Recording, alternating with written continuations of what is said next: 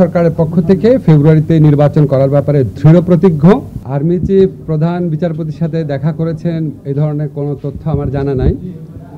আমি দু একটা পত্রিকায় দেখেছি, আর অনলাইনে এটা নিয়ে নানান গুজব গুঞ্জন হয়েছে দেখেছি। এসব গুজব গুঞ্জন নিয়ে বিচলিত হওয়ার মতো কিছু নাই, এটা হচ্ছে আমার বক্তব্য। আর আর্মি চিফ অবশ্যই এখন পর্যন্ত তো অবশ্যই গুজব, আমি তো এই সম্বন্ধে কিছু জানি না।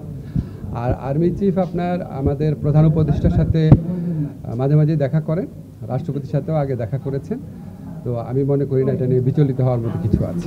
আমাদের রাজনৈতিক দল যারা আছেন, আপনার জুলাই গণ অভ্যুত্থানে যারা পক্ষে শক্তি আছেন, তাদের বিচার বিবেচনা বোধের প্রতি আমাদের আস্থা রয়েছে।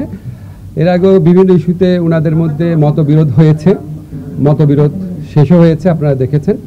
তো ওনাদের বিচার বিবেচনা বোধের উপর আমাদের আস্থা আছে। আমরা মনে করি যে প্রয়োজনীয় মুহূর্তে আমরা তাদের বিভিন্ন ব্যাপারে মতভিন্নতা থাকতে পারে, প্রয়োজনীয় মুহূর্তে অবশ্যই আমরা তাদের মধ্যে ঐক্য দেখতে পারবো। আর আমরা সরকারের পক্ষ থেকে ফেব্রুয়ারিতে নির্বাচন করার ব্যাপারে দৃঢ় প্রতিজ্ঞ। এটা আমাদের প্রধান উপদেষ্টা বারবার বলেছেন, নির্বাচন কমিশনকেও সেরকম ইনস্ট্রাকশন দেওয়া হয়েছে, ওনারা সকল পদক্ষেপ গ্রহণ করছেন। তার আগে কিছু বিষয়ে যে মতভিন্নতা রয়েছে বা মতভেদ রয়েছে, সেটা আমরা আশা করি সেটা দূর হয়ে যাবে। নির্বাচনকালীন সরকার গঠন নিয়ে কোনো আলোচনা হয়েছে কিনা স্যার? না, নির্বাচনকালীন সরকার নিয়ে কোনো আলোচনা হয় না।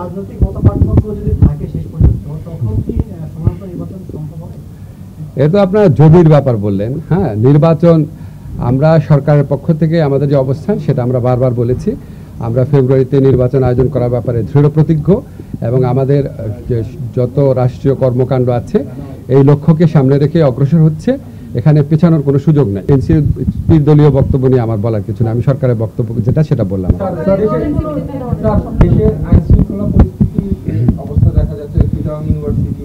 আইন শৃঙ্খলা পরিস্থিতি আমাদের দেশে গত এক বছরে মাঝে মাঝে বেশ অবনতি হয়েছে, আবার ভালো হয়েছে। একটা গণ অভ্যুত্থান পরবর্তী পরিস্থিতিতে বা বিপ্লব পরবর্তী পরিস্থিতিতে সমাজে বিভিন্ন রকমের অস্থিরতা থাকে এবং এই সমস্ত অস্থিরতার প্রেক্ষিতে আইন শৃঙ্খলা পরিস্থিতি মাঝে মাঝে যে আপনার অবনতি ঘটে, সেটা আপনার যতই দুঃখজনক হোক, হতাশাজনক হোক, এটা খুব অস্বাভাবিক বলে মনে করি না। আমরা এরকম সিচুয়েশন আগে ট্যাকেল করেছি, আবার ভালো হয়ে গেছে, ইনশাআল্লাহ ভালো হবে আবার।